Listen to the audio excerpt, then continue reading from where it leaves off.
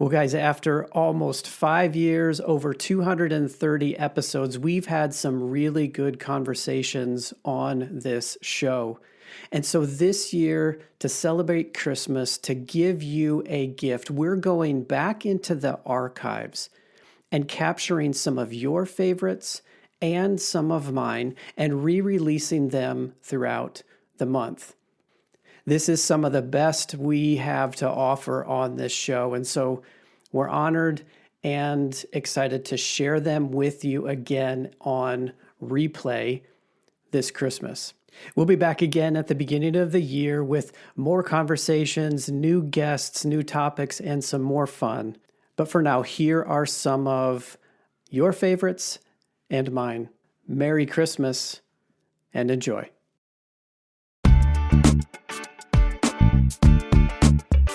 This is the show dedicated to raising up the next generation of men of faith and character. My name is Mark Stanifer. Welcome to the Next Man Up. Well, hey guys, welcome back to the Next Man Up podcast, where we are about raising up the next generation of men, because when boys become healthy and godly men, everyone benefits. My name is Mark Stanifer. So good to be with you as always. And I'm excited to bring you today's guest and the things that we get into. Our guest today is none other than my sister-in-law, Twyla Stanifer. And Twyla has been such a significant influence in my life for the positive in many different ways. And I am thrilled to be able to bring her voice, her experience, her wisdom, her perspective to you guys today. Twyla is a former counselor. She's got pastoring experience, and today she is doing life and leadership coaching through her business, Dakota L3 Coaching. And she's got so much wisdom and practical help and insight to bring to our space, to this conversation today. And so excited to share this with you. In part one of our conversation, we get into really two topics. What does healthy manhood look like? And how does healthy manhood help you as men interact better with women and to allow the women in your life, whether that's professional or personal, to be comfortable with who they are and valued for the contribution that they bring? And of course, Twyla brings her own female perspective and credibility to this topic and to this conversation. And so for those reasons and for so many more, I am thrilled to be able to share her voice with you. And so without any further ado, let's just get right to part one of our conversation with Twyla Stanifer. Well, Twyla, thank you so much for coming on the show. I've been looking forward to this conversation and having you as a guest. And Josh and I are excited. And I know our listeners are going to benefit from the wisdom experience that you have to share today. So welcome. Thank you. Thank you. It's good to be here.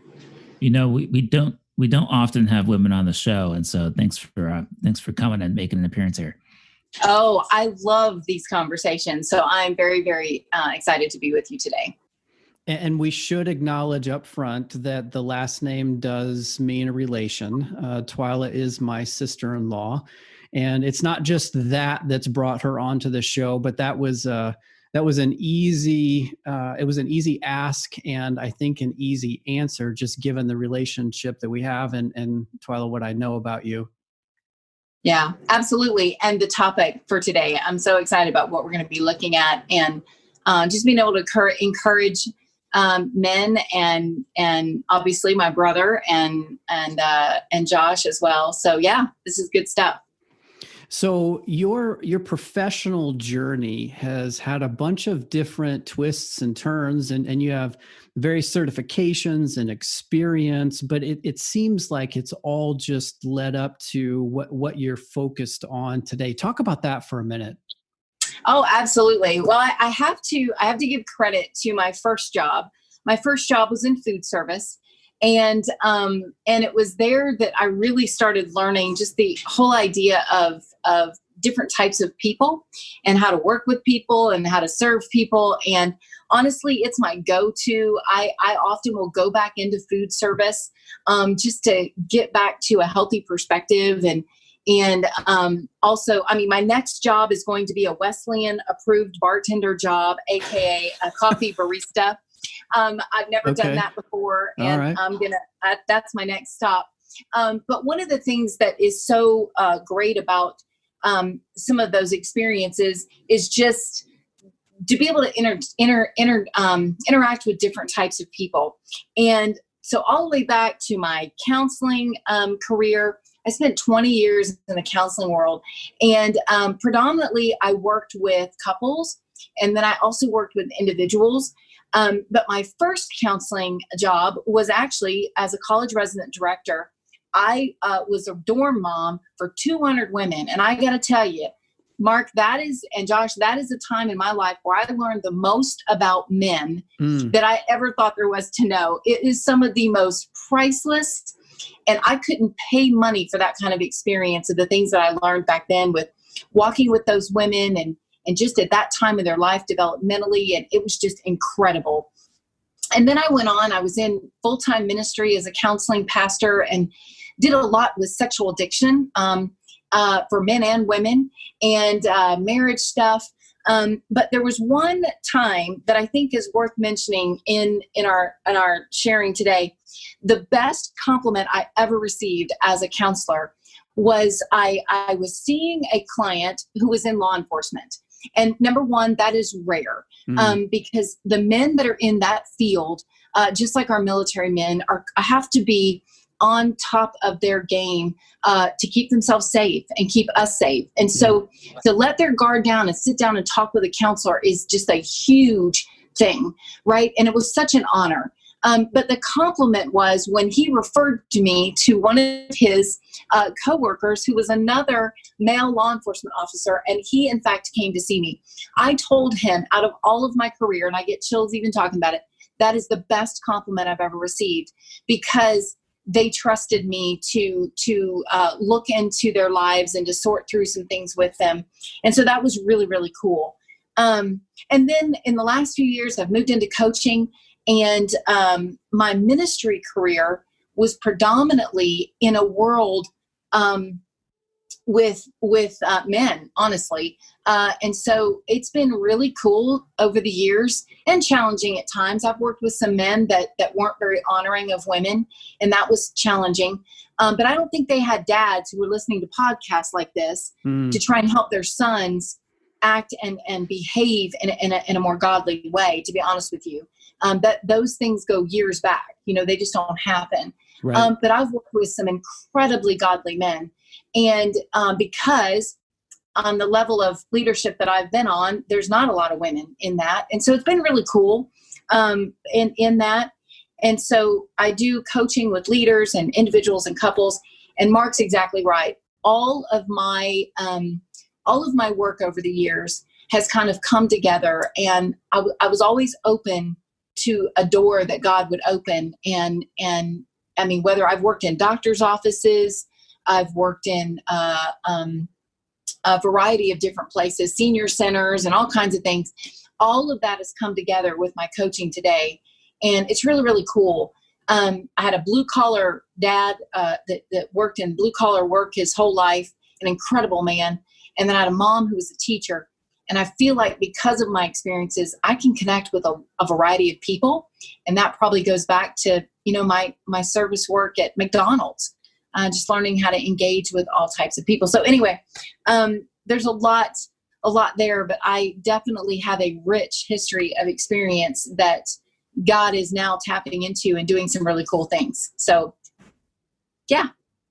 So as you were talking, you referenced a bunch of different examples of men and manhood, and some positive, some not so positive. I wonder, can you just talk about when you think about healthy manhood, positive male examples, the good stuff, because we get inundated with the bad stuff in media. We get inundated with confusing messages around what it means. And yet you've got a fairly clear understanding from personal story and from professional experience of what it really means to be a healthy man. Talk about that for a minute. I would love to. And I'm gonna start it off with a little bit of a story. I'll give a shout out to the lead pastor that I served as his executive pastor for about 3.5 years, Mike Score. Incredible example of honoring me and what I brought to the table. And that was huge. And what I brought to the table could have been threatening if he had not been comfortable in his skin and who he was and what he brought to the table. But that was an incredible experience of working with a man that acknowledged and honored what I brought to the table as an executive pastor. And it was really a life-changing experience to work with him in those 3.5 years. But out of that, I will say, if I had to describe healthy manhood, masculinity, I love this phrase, obedient faith. The first thing that comes to mind when I think of a healthy man and masculinity is that God is the center of his universe and not him or not something else. Not pornography, not money, not achievement at work, but God. And so that's the first thing. And then there's 3 words that as I was thinking about this came to mind: humility, confidence, and passion. And I like to be able to give people something that they can look deeper at that. And out of another book that's in my stack here, it's a book called Soul Virgins, and it's a great book that talks about the differences between masculinity and femininity and the healthy way that God has designed that. And there's a term that they call humble warrior prince. And I think it takes my 3 words and kind of puts it all together, sums it up. And humble in the fact that a man brings the best out of themselves and out of others, being around them, humble enough to say they're sorry when they're wrong, and maybe even when they're right, but it came across hurtful, being able to say sorry. A warrior who is passionate and takes on challenges. A warrior who's willing to fight for me. A warrior who knows who he is and knows who he's not and is okay with that. And then, of course, Prince, the charming aspect of being able to initiate. And I don't mean necessarily in a romantic way. Mm-hmm. I saw those traits in Mike when I worked with him. He would initiate conflict with me. He wasn't afraid of it because I was a woman. He wasn't afraid of it because I had different gifts than him. So it's not just the romantic side of being a prince, but just that the ability of what that means when you bring that to the table, that ability to say, I'm gonna bring something here. I'm gonna initiate. So that's kind of how I sum up healthy manhood and masculinity: humble warrior prince, and at the heart of it, a man who has obedient faith. So how does having a healthy man like that in a leadership position, or not even in a leadership position, how does that change things for you as a woman? It allows me to be me and to be all that I can be. If I'm with a healthy man, and a healthy man does not mean perfect, it means a man that's willing to look at when he makes a mistake or look at how he needs to grow and keep growing. That's what I mean by that. But from a woman's perspective, we look at the story, and we were created for story. In the beginning, God created. I mean, it's a story, and we're all a part of that story. And the story, God's story, has mystery, adventure, romance. It has everything in it. And I believe every woman wants to be wanted. I mean, not necessarily from their husband, but just in a conversation. I love having conversations with my brother-in-law, Mark, because he honors what I bring to the conversation. And I'm wanted in the conversation. I am pursued because of things that I can bring to the table. I am valued. And the other thing is women don't want to be on eggshells for fear of outing the men around them. And I think that's some of that, out of that sin, that sinful man, we fall into that of feeling like that we have to make sure that our men are not, the men around us are happy and okay. And it's just dangerous, because neither of us can be the best versions of ourselves if we're in an unhealthy dynamic like that. So for me, it's incredible to have men around me that are not hiding behind fear or pride or control. I mean, that's really what it comes down to. You said that you appreciate not needing to walk on eggshells for fear of outing a man. Yeah. What do you mean by outing a man? Someone seeing a flaw in them, because that can be crippling, right? To a man that is not aware of his own shortcomings. It can be very crippling emotionally and spiritually and mentally, for a man to be, for someone to know something about them that they don't want people to know. It's different. It's not the same as someone saying, because like I said, Mike and I worked very closely together, and our spouses were part of these conversations, but Mike knew his limitations. And if he hadn't verbalized those limitations to me, I would have wanted, if I didn't know that he was aware of them, I would not have wanted to out him with those limitations. And so it takes a man that's willing to look at what he's not good at and what he is good at and be okay with that, so that the people around them aren't worried about hurting his pride or hurting his feelings or something like that. So that's what I mean by outing a man is, you bringing something to the surface that he doesn't want people to know that he's hiding from himself or from everyone else. It seems to me as though anybody who finds himself kind of exposed in the middle of a meeting or a group conversation of some sort is going to feel a little bit defensive about that. Is there a way, or have you found some ways to address those issues in a private setting in a way that wouldn't trigger an unhealthy man? I'm not sure if it's just women who are concerned about running into an unhealthy man. I think men have to play defense on that as well. Yeah, absolutely. No, I agree. And this conversation could sound a little bit lopsided, and we don't want to do that, because there's definitely, I definitely have a longer list of female traits that I want to avoid than male traits that I want to avoid in a workplace setting. And I'm completely honest about that, because men just have, because you have such an incredible way of sorting through the rational side of your brain.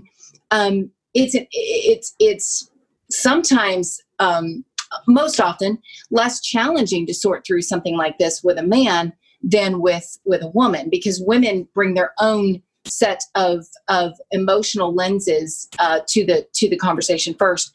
So I think a healthy response, and I've had this happen in both situations with men that I've worked with, and now these men that I've worked with, some were, I was their boss, and then some were on equal with me. But a healthy response in a situation where something comes up and it's evident that there's a flaw, a healthy response is, I hadn't thought about that. Let me process that. That's a great way. That's a way to say, okay, that's a possibility. I'll look into that. I'll own looking into that. I'm not going to own it right here in front of everybody, because like you said, we're in a group. This is a little bit of an odd place for this to come up.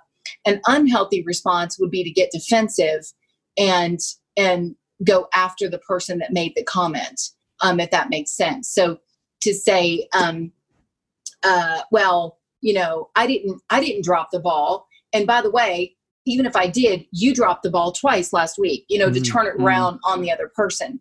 But a healthy response is, you know what? I hadn't thought of that. Let me think about that. You might be onto something. And and owning, looking into it.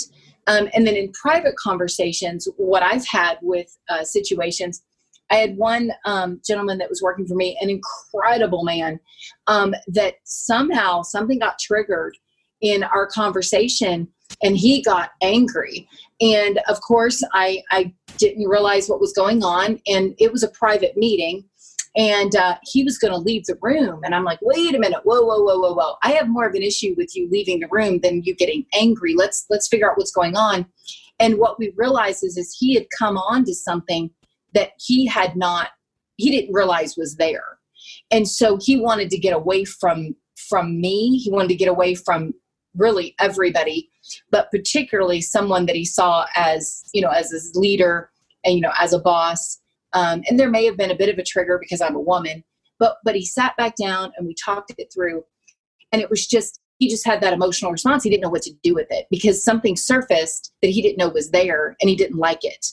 And so the healthy thing to do was to sit back down and go, okay, let's ask what was going on.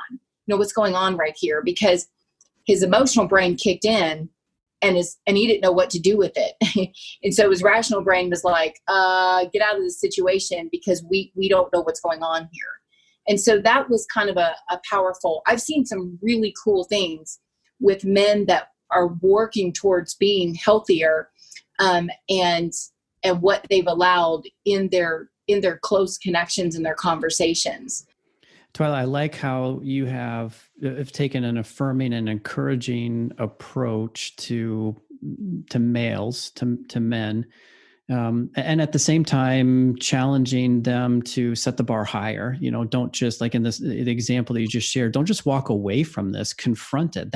That's the brave and the courageous and the strong thing. That the active thing to do is to confront it and deal with it. The more passive and cowardly thing, and yet unfortunately more often than not, is to just ignore it and walk away, or erupt in Right. the anger, and then once the anger passes, just stuff it down there and just don't go back. But Right. you're setting the bar higher. It's like you're calling us out to be better and stronger. Well, and that's the cool thing. I mean, if a man truly is moving towards healthy emotional health and healthy spirituality and just relationships and things, they're coachable. And so any of my friends, and Mark and I years ago when they had little ones, Mark was very coachable, about date nights and all kinds of things. So I just like to have that relation. Now, my husband's friends with any guys that I happen to be friends with. I mean, my husband's aware and they're very appropriate, but I love to be a resource for my guy friends that aren't threatened by that.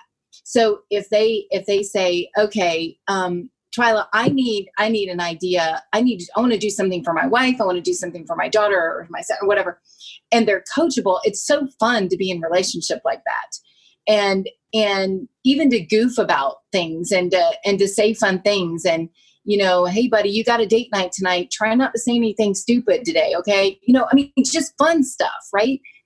That's where you want to try and be as a guy, is to be coachable, and by men and women, but not threatened every time somebody wants to give you an idea or suggest something or, something like that. So my close guy friends that are like brothers to me, they are hilarious because they call and get like these, okay, I need a tip. I need tell me I did this. My wife and I had this conversation. Hotline.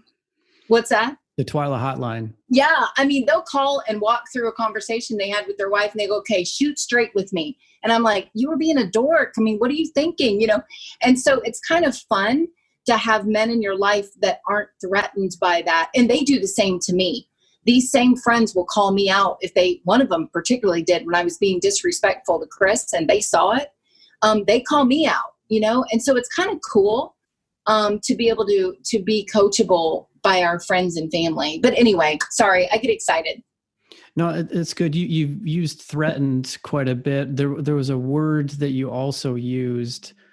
You said afraid. Men are afraid of women. And it got me thinking about the insecurity that men can feel. And you didn't use these words, but the image that's coming to my mind is in a conflict with a woman. So put it in the professional context. Sure. Could be in the home context too, but like in your professional example, a conflict with a woman, all of a sudden the man can feel like she's taking my man card, and what little man card I have, I want to be able to hold on to. And so that sense of insecurity in who he is Right. starts to rise up, and then it presents in all kinds of damaging ways. Right.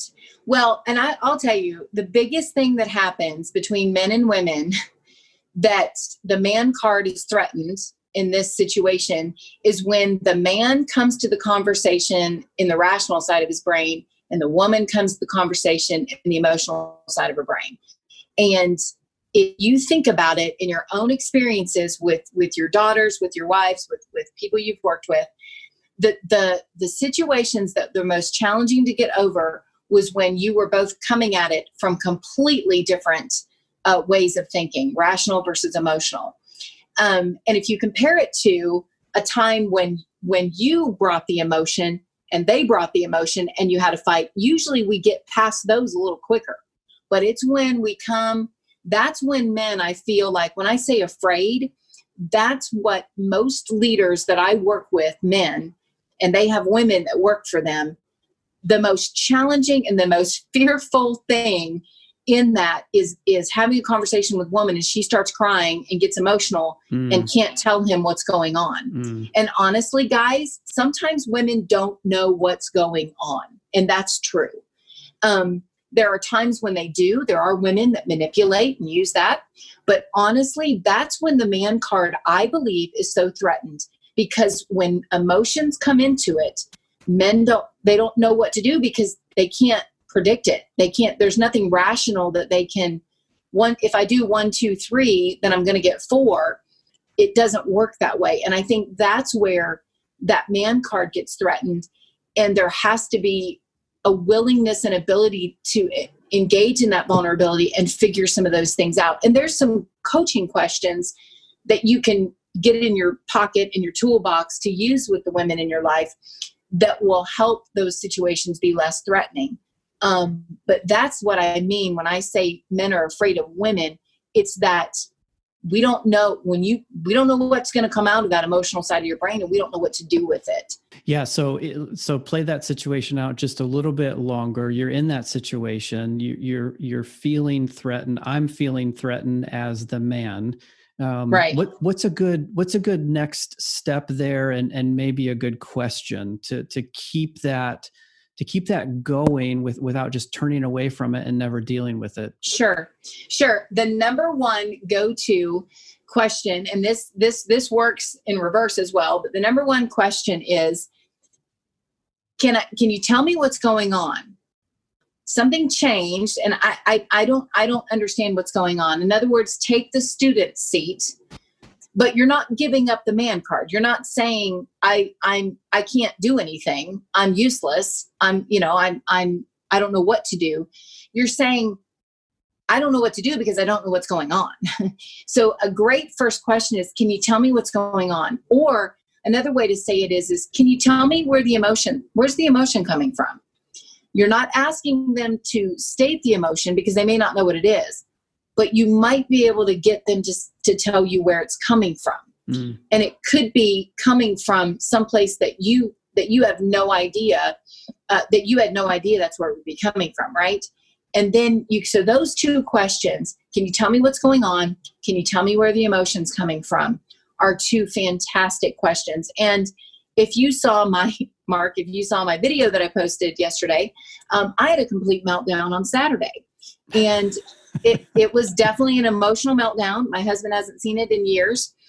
And he even tried to say, can you help me understand what's going on? And, that just, I took my 12 gauge and shot that right out of the air because I couldn't even have that conversation until the next day. Right. And so he had to walk away and just say, you know what, I'm going to let you sort it out. We'll talk about it when you're ready, and had to walk away. So those are two questions, though, that are helpful in that situation. Can you tell me what's going on? I don't know what's going on. Or can you tell me where the emotion is coming from? And that's helped a lot of my leaders in dealing with their female staff because it takes the pressure off of them and puts it back on that female counterpart that they're talking to. Even if it's your daughter, it works the same way. Yeah, that's good. That's good. Does that feel less threatening? Well, certainly, and it squares in the lane of coaching where you're listening and you're available and you're present, but you're not fixing, and it's Right. shifting the ownership back to the other person to put words to it. Yes, and that's where a healthy manhood is going to present that the prince part of it, the warrior part of it, doesn't necessarily mean you take care of everything. It means that for when the ownership needs to go back on the other person. That's healthy manhood right there, is being able to put that back on the other person. Jerry Maguire did us a big disservice when he said, "You complete me." No, that's not the way this works. God completes me. And sometimes, quite honestly, the men in my life need to say, "You know what? I'm going to let you sort that out. You need to own that." And that's what Chris had to do on Saturday. And he did it beautifully. And if he had done it the way we did it 15 years ago, it would have ended very differently. Hey guys, Mark here for a quick pause and a question. How are you doing as a father? I hope you're killing it and feel great about your fathering game. We need more fathers like you who are at their best. Unfortunately, this is not the case for most dads. Pulled in too many directions and not feeling effective, most dads, too many, are just operating in default mode. And default mode isn't working. Maybe this describes you. Maybe it describes someone you know. Maybe both of you. Here's the good news. There's a better way. You don't have to operate in default. You can be a father who operates from a place of security and confidence, a father who engages in a way that is customized and tailored to your child, a father who guides his kids in pursuing their own unique path. This is the disciplined way, and it's more than just a change in behavior. It is first a change of heart and mind, a transformation in understanding who you are that will lead to a transformation in how you show up as a father. Guys, why am I sharing this with you? Because this January, we are launching a group to help you experience this transformation. This group coaching experience will change the way you show up as a father by helping you transform as a man first. Now, I realize this group is not for every dad, but it is for those who are ready to change, ready to grow, ready to be captured by a vision for who their kids were created to be, and help guide them there. I've mentioned this for a few weeks now, and we've recently updated the website with additional information, including what this 10-week virtual group experience will include. We are building the list of interested dads now, so when the holidays are over and the new year dawns, we are ready to begin this journey of transformation. Whether you're curious or interested or ready to sign up right now, the next step is to hop onto our website, thenextmanup.com/dad group. You can find everything you need and get your name on the list there. Guys, if you're not where you want to be as a father and you're ready to do something about it, this group is for you. Head on out to the website. Again, that's thenextmanup.com/dad group. Add your name to the list and we'll be in touch soon. Okay, guys, back to the episode. So you haven't used this word yet, but what I hear in a lot of what you're talking about, and it squares at the heart of the work that you're doing today, is helping people, and we're talking specifically about men here, but it's broader than just men. Helping men, helping people to find security and confidence in their identity. And to know where they are, so that those moments that would otherwise create threat or create that fear they just don't have the same power. So you call this the work that you do, you call it heart coaching. Talk about that for a minute, and what you're doing and where you're going with that.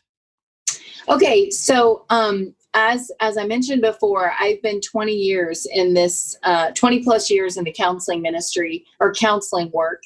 And throughout all of my work as a counselor, I really struggled with helping people have that daily encounter, relational encounter, okay, with Jesus, not knowledge encounter, not cerebral, not rational, but an emotional and experience with Jesus on a daily basis. And that's something that I've kind of had since I was a young child, and I don't know why. Maybe it was just a perk because of some of the things that I was going to go through. I have no idea. But I really struggled with helping people that. So I felt like I would get them through their situation, but then I didn't feel like I was sending them off with all the tools.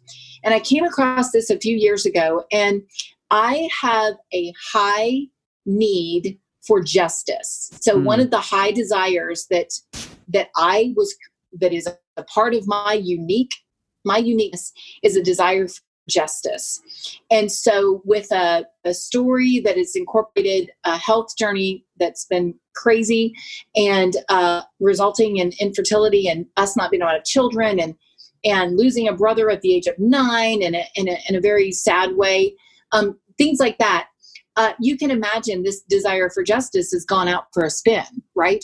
And so a few years ago, I came across this heart coaching stuff, and I went to my first workshop, and in a matter of 45 seconds, I kid you not, the author of this, Tony Stolzfoods, coached me down to a place with this desire for justice that released a hold that had been on me probably my whole life.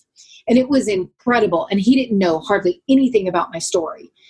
It was just simply using some of these tools. And so what I have now a passion to do is the scripture, love the Lord your God with all. Well, you can stop that verse right there. You don't even have to go on to the rest of it, because all is pretty much everything, right?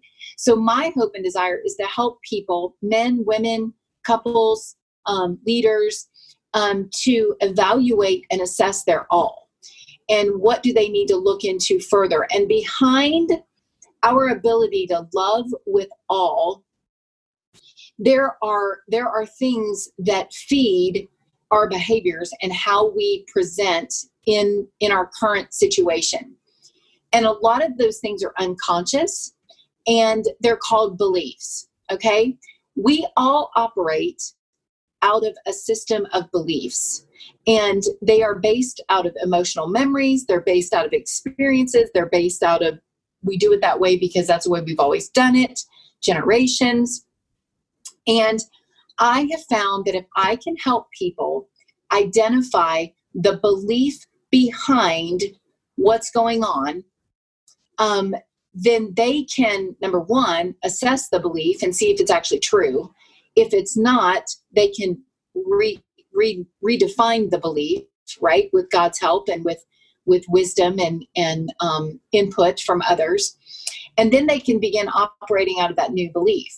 So an example of that would be, I just met with, and I'm going to use an example of somebody else, a male, so that it'll make more sense here. But I was speaking with a male client, and there was a belief that if he yelled at a woman, then he, that's unforgivable. That's you can't do that. I mean, this is just not okay.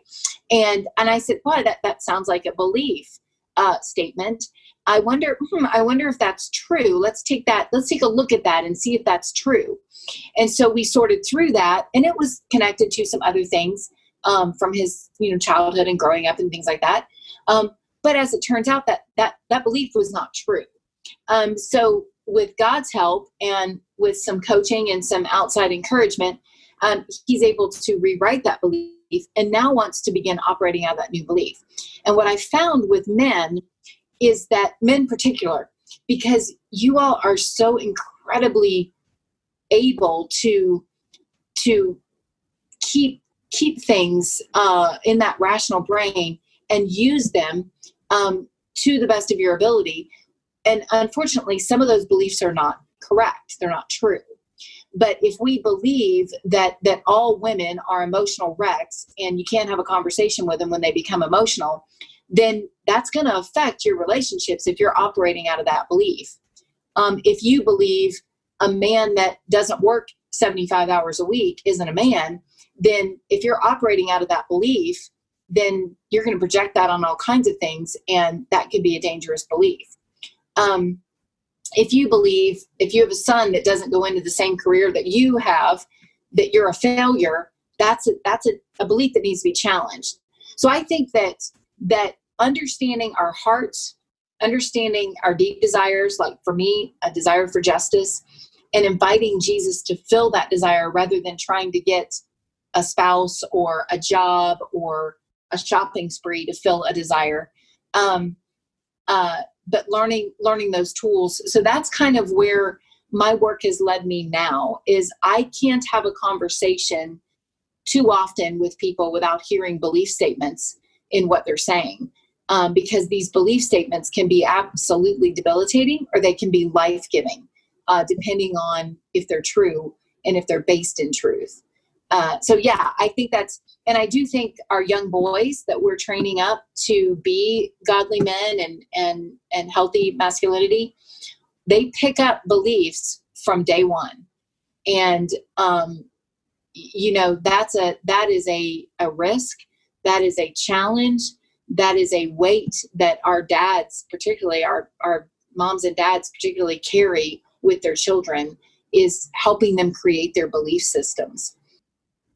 Do you find that there's been a shift towards unconsciously believing things from previous generations, or has it always been this way and we're just now realizing it? I think it's probably always been this way. Yeah, I think it's just been ongoing. We form beliefs out of experiences. We form beliefs out of, we make vows. Vows are another form of beliefs. So if somebody does something to us, they're never going to do that to me again. I will not let someone ever do that to me again. That's a vow. Those are very dangerous. But yeah, I mean, it's been going on for generations. I mean, you'll meet people and they've been making the turkey a certain way for Thanksgiving for 90 years because that's the way grandma did it, when she first came to America or something. I don't know. I mean, it's just crazy. The way that we will fall into beliefs and what we do based on history and what we think is okay, which is scary with our culture today, correct? I mean, if our kids are picking up beliefs from the culture about relationships and how to treat one another and how to work together, boy, in some places and spaces, that's a scary thing. Yeah, especially when you tie that to the question that we often ask in this context as what does it mean to be a man? Yeah. And, what have you picked up at home? What have you picked up in media? What have you picked up in the hallways at school or in the locker room? Twyla, I feel like you're connecting words that for many of our listeners have never really been connected before. This idea that there are these belief systems that we have in place that then create the actions or the reactions that we have in different circumstances or how we show up. And it's almost like what you're saying is there, because of how we've been shaped up to wherever we find ourselves today, we have a bit of a default operating system. And you're shining a light on that operating system and saying, well, here's some programming. Let's call that a belief. Here's some programming. Let's call that a vow, and creating this awareness moment for guys for anybody, but in particular here for men to be able to say, I didn't even realize I was doing this or where it came from. And I feel like it's like taking keys to the handcuffs and just unlocking people at that point. Right. Well, and I will tell you, one of the most powerful things, Mark, is for someone to stop and take a look at how they truly view God. That's a part of our belief system, right? And we operate out of that. So if God is an angry guy, if God is if he's just, we're pieces on a chess game and he does whatever he wants kind of God, or is God a loving God? Is God okay when I cry? Is God, that is one of the biggest things that if I could encourage men to start in one place, that would be a place to start, is to start asking yourself, how do I view God? Like, how do I really view God? Not the Sunday school answer, not what I know from the Bible. When I think about God and the feelings that come up when I think about God, how do I view God? What is my picture of him? That is very telling with our belief systems and the foundation of how we function with other people. Yeah. So an example in my own life is go all the way back to the beginning. We're in the garden. Adam and Eve decide to enjoy some forbidden fruit. And then they have this moment of awareness and shame, and they run off and hide. And God comes. Wait. Your life goes all the way back to Genesis? Well, not necessarily my life. Thank you, Josh. Now, see, it's okay for a guy to out a guy, but us girls don't need to be doing that. Well, I'm used to it from you now, sister-in-law. So I would have been able to take it. So God comes walking through the garden that evening, looking for his creation, and he asks a question. And the question is simply, where are you? And I think, Twyla, what you're saying is you can hear that question in a number of different ways, depending on your belief about God. It can be, where are you? Like threatening and angry, or it could be on the other end of the spectrum. Where are you? Where did you go? Where it's still in control and it doesn't emasculate God, if you will, but it's softer and it's more of like, I'm looking for you and I can't find you. Where are you? Right. And I think, Mark, you just brought up a good way for us to begin asking ourselves how we view God is, so on your worst day, like a day you were kind of a jerk to your family, you screwed up something at work, you said you were going to do something and you didn't do it, you forgot to pay a bill, whatever. I mean, a day where it's just, you're the best picture of yourself that day. How you approach God that day will give you some insight in how you view God. In other words, are you hiding from him? Do you act like he doesn't exist that day? Do you cry on his shoulder? Do you ask forgiveness 15 times? I mean, that's a good way, Mark, just with that story, that's a good way to begin asking that question, how do I view God? Because that is a great example of how we hear his voice. And it's probably worth stating that this is an exercise. What you're talking about is an exercise that is available and beneficial for anyone regardless of where they are on their spiritual journey. Absolutely. Yes. I'm of the thought that God wants a relationship with us first. He wants us to belong before he cares about how we behave. So I believe, yes, this can be done at any time. The best time to really look at our view of God is early on in our relationship with him, right? Because it's easier to make changes there at the beginning than when you've been in a relationship with somebody for 15 years and you're like, oh man, I don't really know this person. So yeah, I think anywhere in your spiritual journey is a great place to start. Absolutely.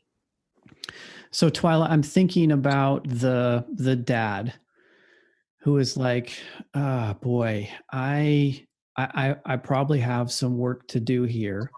And I think I've got enough, and I can look into some of the resources that you shared earlier. I think I've got some work to do in my own life, but boy, how do I help my boy?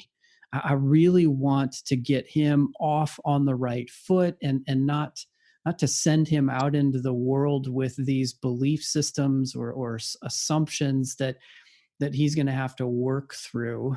Again, not trying to create a perfect boy, but how can I set my boy up for success here in a healthy way, even while I'm still trying to work through some of this on my own? Well, one of the things that I love to encourage people to do is to get a list of emotions. And I can attach a couple of versions that I have when I send the picture of the books for you, Mark. But I have this lovely story. I did some counseling and coaching with this farmer, and he was hilarious. I would ask him about how what he felt about something. He's like, I have no idea. He goes, I have one emotion, and it's anger. And that's the only emotion I've ever had my whole life. And I'm not, right. I mean, even laughter. I mean, it's really not anyway. So I'm like, oh, well, that's a place to start. So let's start there. So I gave him one of my feeling sheets. And to this day, that gentleman who's got years, even a few years on me, still carries that thing in his wallet and will pull it out when he's having a moment and he can't quite figure out what's going on. And so one of the really encouraging things that I would encourage dads to do is to get that emotion, something that's got a list of emotions on it. That's not just happy, angry, sad, whatever, not the basics, but some detailed words, and begin to help your sons figure out, okay, son, what's going on inside of you? I mean, this is, let's figure it out. You're frustrated. You missed the ball at second base, and you were really frustrated. Okay, how were you feeling? Let's look at this. What was going on? It's a real simple thing that you can do, even if you're not far in your journey. And it's something you can do yourself and start practicing on yourself before you even try it on your kid. So just throughout your day, something happens, you go through the drive-through and they screw up your order and it's making you late for work or something. Pull that out for a second and go, okay, what am I truly feeling in this moment?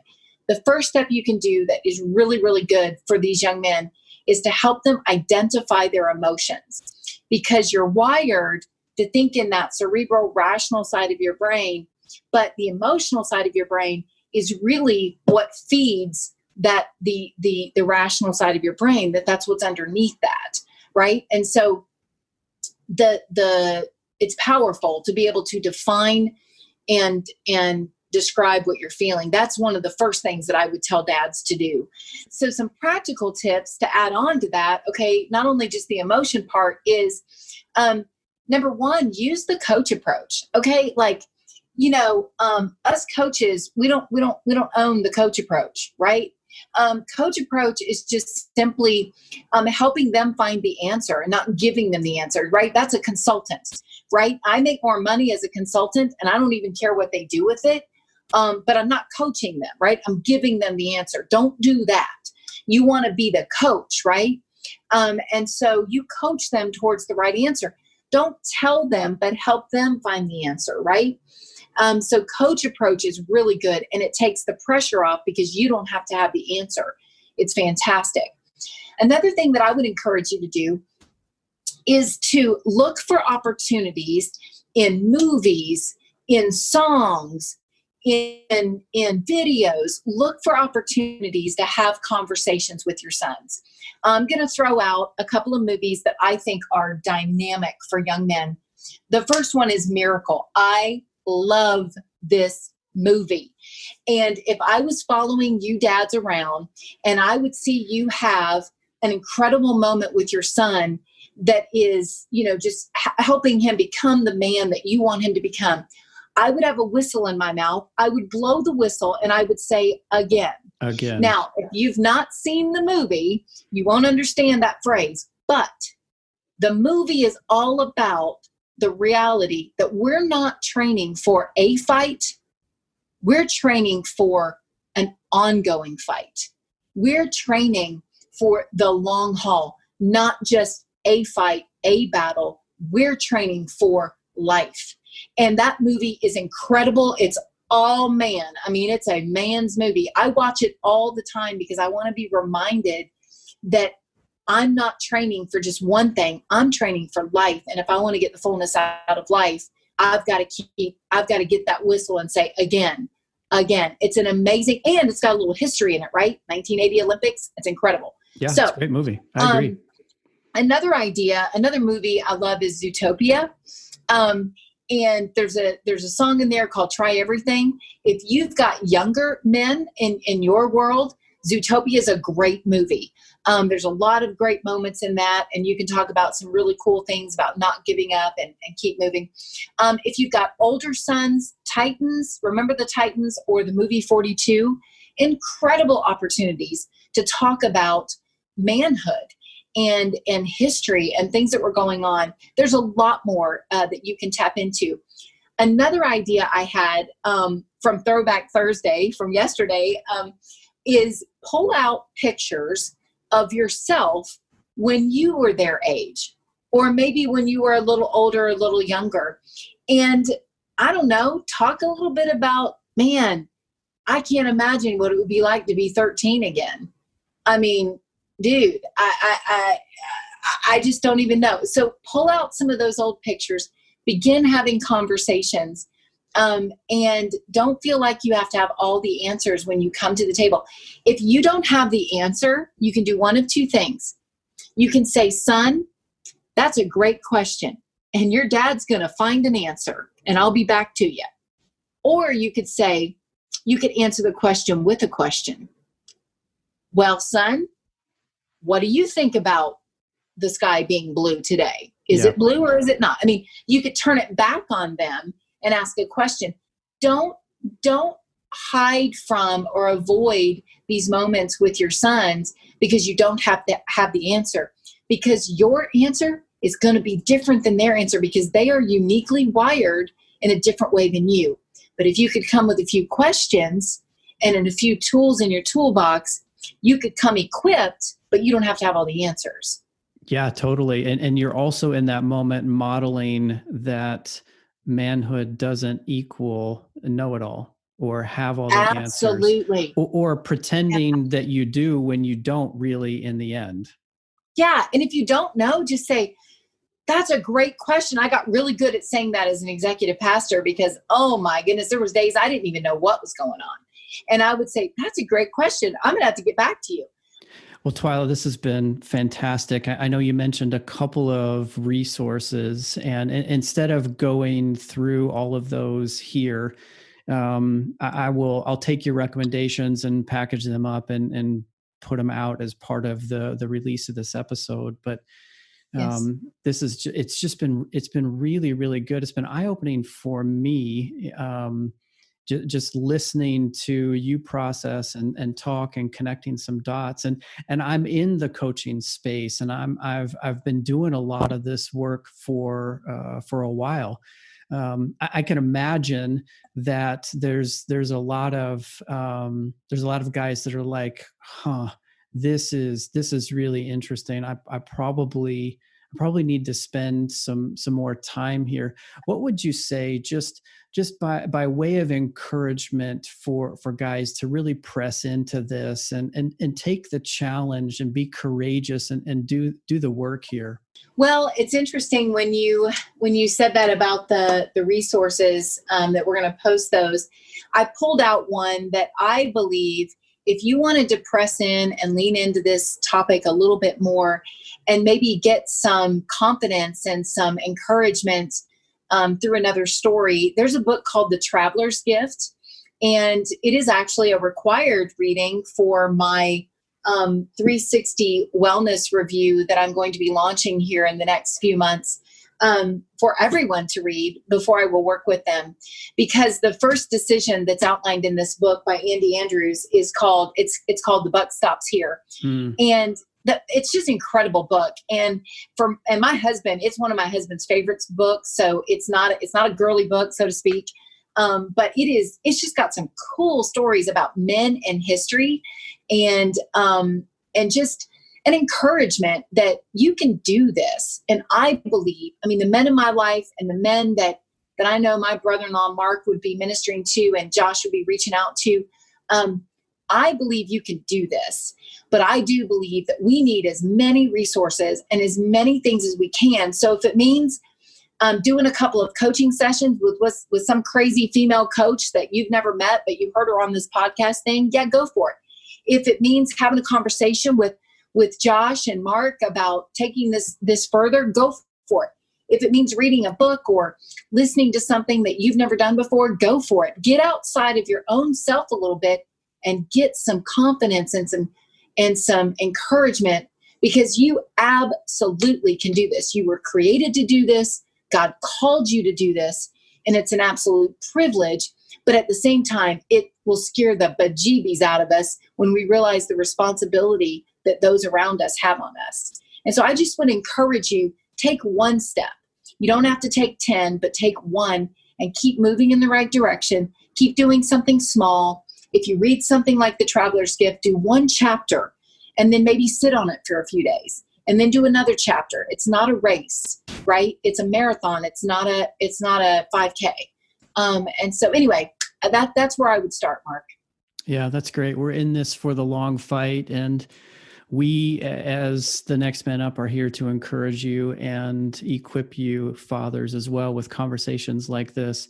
Twyla, I can imagine that there are a number of dads that might be interested in connecting with you. So we'll make sure your information, your website and Facebook pages are available as part of the show notes as well.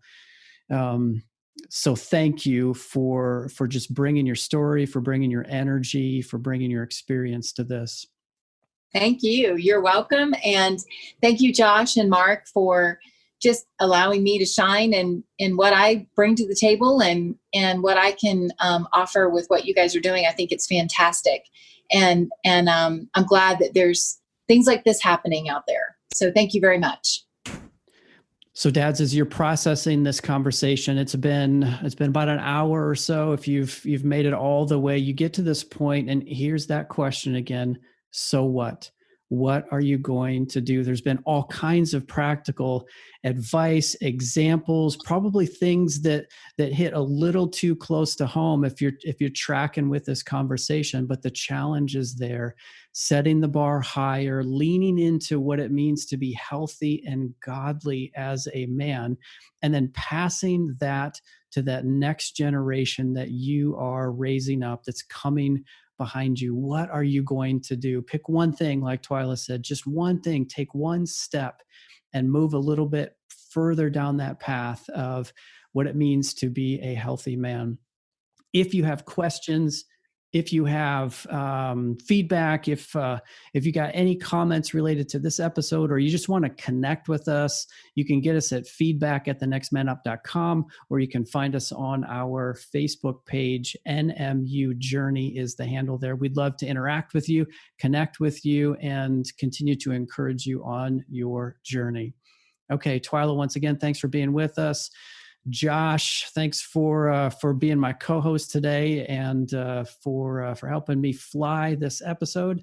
And listeners, as always, we will catch you next time. Until then, adios.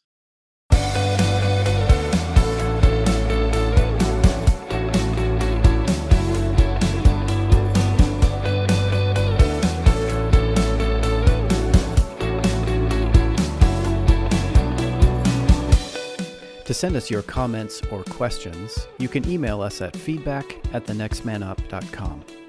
The theme music is by Jacob Stanifer at Jacob Stanifer Music, and this show is part of the NRT Podcast Network.